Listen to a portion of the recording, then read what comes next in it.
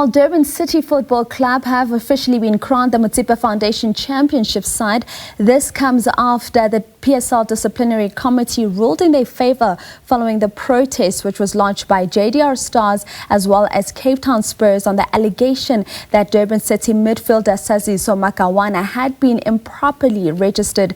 This case made it impossible for the team to celebrate their honour, but now everything seems to be settled and Durban City is heading to the Betway Premiership next season. For more on this, we are joined by Durban City Football Club Chairman Farook Kadodia.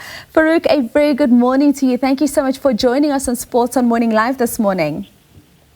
Thank you. Good morning to you and all listeners and all viewers. Farook, I mean, we speak about the moment to celebrate, but I do understand that last night you had papers coming through from Cape Town City on a notice of motion to set aside that arbitration award. Just off the top of your head, what are your thoughts on just this? It seems to never be dying despite your team, Durban City, having done the work on the field of play. Yeah, no, it seems that Cape Town Spurs are quite desperate to get the 3 points to survive. It just caught me by surprise last night when I saw these papers. My legal team are dealing with it, and they will advise accordingly how we'll take part in it, you know. Indeed, and of course those papers from Cape Town Spurs just seeming like that notice of motion will be set down for tomorrow. But Farook, how has this impacted these legal proceedings that have just been ongoing? How has this impacted the team in terms of you just generally getting ready to apply your trade in top flight football come next season and just getting all those preparations underway? I think the important thing is that we were denied the joy of being crowned champions on the last match. And then off the field, for the last 2.5 weeks, we've been basically sitting in litigations and whatever. We always maintained our innocence. And, we weren't that close at any time. And, what came with it here in this whole arbitration, etc., was the humiliation that the club received from certain authorities in the media. The reality is that at all times, we had these threats about being wrong and being punished and being relegated to the extent. And at all times, we maintain that we follow procedure and we always are correct. You have always maintained that, Farook. And tell me, how's Saziso during this entire period? Because everything that's happening, it's all around him. Yeah, look, the thing is that he's dealing with this very well because he knows at the outset that he did not do anything wrong. And that's why he played 27 out of 30 matches for us. At no stage did we withdraw him from playing because we knew we were correct. And in fact, his football grew as time went along. And there was those things that where he was, mentally affected in this year because we had our psychologists at all times just to give him the mental strengthening that he needed. And, I met him last week and he was fine. I think the bigger picture for the club is that it has derailed our planning for the new season. Indeed, and it really is unfortunate that, Farook. But we look at the season that you had. 30 games played, 17 victories, 7 draws, only 6 losses. Tell me, when you look at the season you've had, what is it that Durban City managed to do right to finish top of the table in the MFC? I think we managed assembling a very strong team. And the team that had depth in the team as we were really guarded against injuries and against suspensions. So we gave the coaches and the technical team all the support that they required.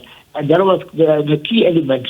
And from time to time, we ensured that the support going down from the technical team to the players was always there. And this has been the policy of our club. That whoever the coach of the day was, we fully supported the coach and we made sure that players excelled in their responsibilities. And here again also, the pressure was on us from the time we took the lead, going back from game 21 to game 22. That once we took the lead, we knew the pressure would be on and we needed to deal with the pressure. Farook, obviously we know Durban City, formerly Maritzburg United. Is it safe to say there is no chance that the team will be going back to Maritzburg, where you were initially based prior to moving to Durban? No. I'm making it very clear that we are in Durban for life. The important thing is that we took a very careful decision. At the time, we gave the stakeholders in Johannesburg a good chance to review the decision of us playing at Haridwala at the time. And, we needed to go forward with a brand identity. And the brand identity was very important for us. So we didn't play as Johannesburg United in Durban. That was impossible. So I think looking forward, we've taken the challenge of building our brand, growing our brand in Durban. Indeed. And Farook, obviously you've been in the PSL top flight before. What are you going to do this time around to ensure that you remain a competitive team in the PSL? And as you answer me on that, are you looking at any sort of restructure as you come into the top flight? Look, I think the important thing is that we didn't want to disturb the apple cart. We wanted to basically have meetings and interactions with the current technical team and to see exactly that what is their vision going forward. And, we waited for the arbitrations to be complete. We waited to know exactly that we are crowned champions, and hopefully tomorrow we'll be crowned champions by the PSL. And, I think is that once we get that, we know exactly the discussions with the technical team and to see exactly that what is the difference between NFD and PSL, and to know exactly that what we expect from the technical team.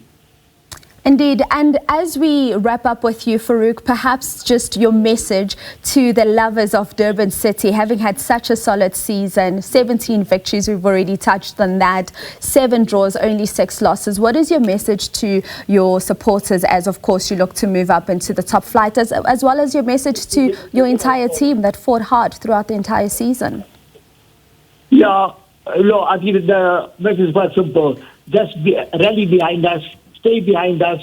We've always been winners, and we'll continue this winning mentality of the field. We'll basically become champions, and we'll give it to the fans back, hopefully in the trophy parade in the Durban precedent. And more importantly, I think, the fans must be looking forward to the kind of player signing that we'll do and engage in. And, to be a team of winners is our priority. Farook, thank you so much for your time this morning, and all the best for next season as you move into the Betway Premiership. That was the chairman of Durban City, Farook Kadodia, joining us this morning. Of course, just still putting the celebrations on hold. Last night, Cape Town City bringing papers, of course, to Durban City, Cape Town Spurs wanting to set aside that decision that was made by the arbitrator, Advocate Epstein, last week.